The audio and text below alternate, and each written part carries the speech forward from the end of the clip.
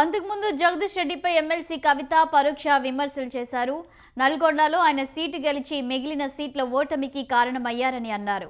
Lilliput నాయకుడి వల్లే నల్గొండలో బీఆర్ఎస్ నాశనమైందని మండిపడ్డారు.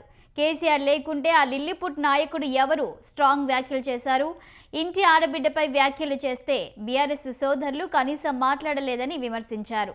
ఇందులో బీఆర్ఎస్లోని పెద్ద నాయకుడి కుట్ర ఉందని తీవ్ర వ్యాఖ్యలు చేశారు.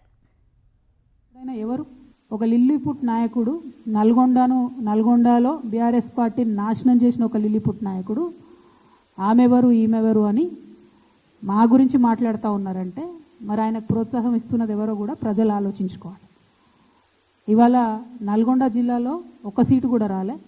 ఆయన సీటు సాగు తప్పి కన్నులొట్టబోయిన చందంగా చివరి నిమిషంలో అనుకోకుండా గెలిచినటువంటి సీటు. ఎన్నడూ ప్రజా ఉద్యమాలు చేయలే. కేసీఆర్ గారు లేకపోతే మరి నువ్వెవరు? అది కూడా ఆలోచించుకోవాలి కదా. కేసీఆర్ గారు లేకపోతే బీఆర్ఎస్ పార్టీలో ఉన్న ఏ నాయకుడైనా ఎవరు? ప్రజలకు మనందరినీ పరిచయం చేసింది కేసీఆర్ గారే కదా. మనలో మనం కన్ఫ్యూజన్ ఉన్నప్పుడు ఇష్టం వచ్చినట్టు మాట్లాడుకోవచ్చా?